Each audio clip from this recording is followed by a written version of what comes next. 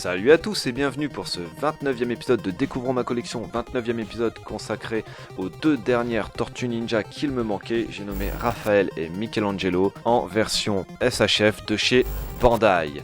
J'ai été assez pressé de vous faire ces deux figurines pour compléter un petit peu la gamme SHF des Tortues Ninja, mais j'allais pas vous faire deux épisodes Tortues Ninja d'affilée, donc c'est pour ça que j'ai espacé un petit peu. Mais bon, comme vous vous en doutez, elles vont être assez proches, normalement elles seront identiques aux deux autres. C'est ce qu'on va voir dès à présent et on passe à la découverte de la boîte et des blisters. La face avant avec une image de la figurine ainsi que son nom, les logos Bandai et Tamashination. La partie fenêtrée en forme circulaire permettant de voir la figurine à l'intérieur ainsi que le blister.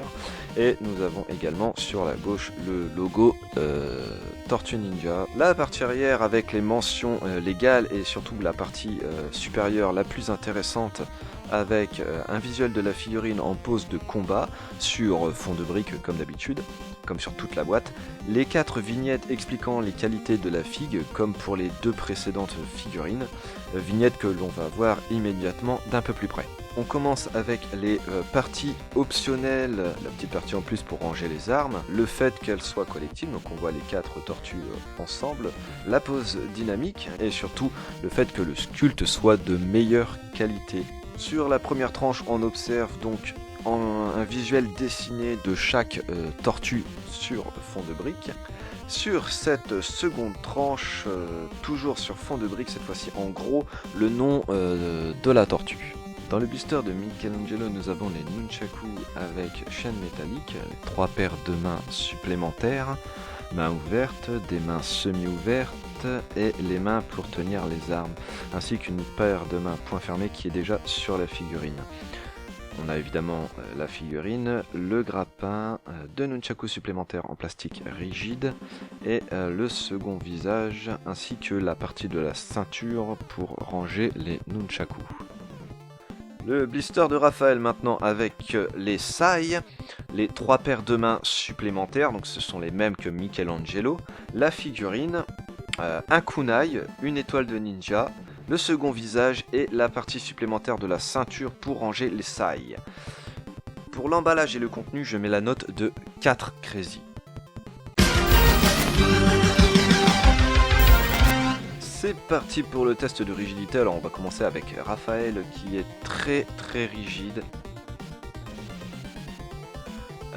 C'est vraiment top, la tête, le torse, tout est très bon.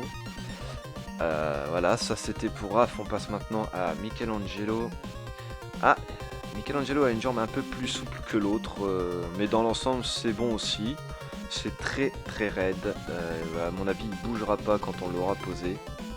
Mais comme on le sait, les SH Figuarts sont une excellente rigidité en général. Voilà, donc pour les figurines je mets la note de 5 parce que c'est vraiment du très bon boulot.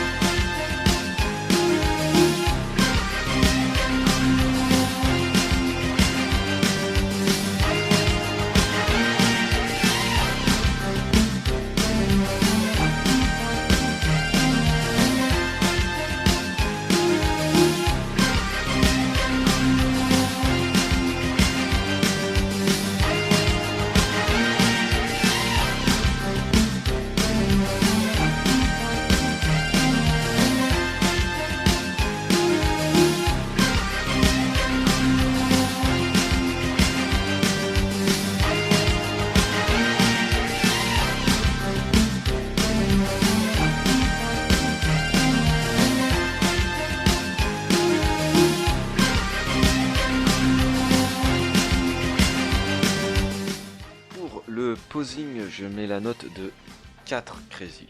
C'est à présent l'heure des conclusions pour ces deux dernières figurines de la collection SH Figart Tortue Ninja. Alors bien sûr c'est pas les seules figurines Tortue Ninja que je vais acheter puisque je vais faire la collection NECA, les deux, film et animé. Ça va venir, je prends mon temps mais ça va venir, je vais la faire. Donc pour la conclusion, forcément, force est de constater qu'elles sont absolument identiques aux deux autres. Seules les couleurs changent mais sinon c'est les mêmes figurines, enfin les couleurs et les accessoires, mais sinon c'est les mêmes figurines.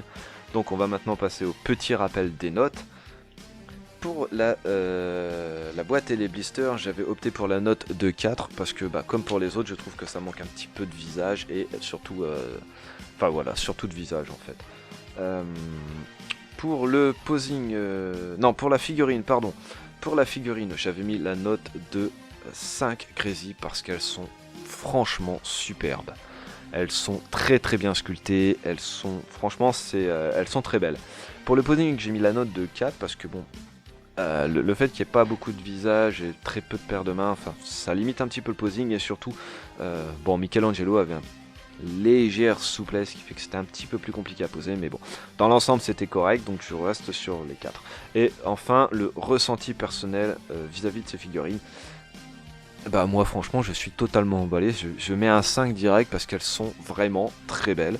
Comme les deux autres, elles me rappellent les figurines que j'avais dans mon enfance en mieux. Mais elles sont au niveau du design et tout ça très proches. Et j'ai hâte d'ailleurs d'avoir des NECA en main version animée pour voir si elles sont mieux ou moins bien que les SH Figart à ce niveau-là. Voilà, donc ça c'était pour mon ressenti personnel. Ça nous donne une note finale de 4 Crazy,5. 4,5 Crazy, c'est une excellente note. Tout comme Donatello et Leonardo avaient eu, c'est franchement une note parfaite. D'ailleurs, vous avez pu constater que j'ai réussi à faire une pose à 4 qui est très proche de celle qu'on a vue sur les emballages.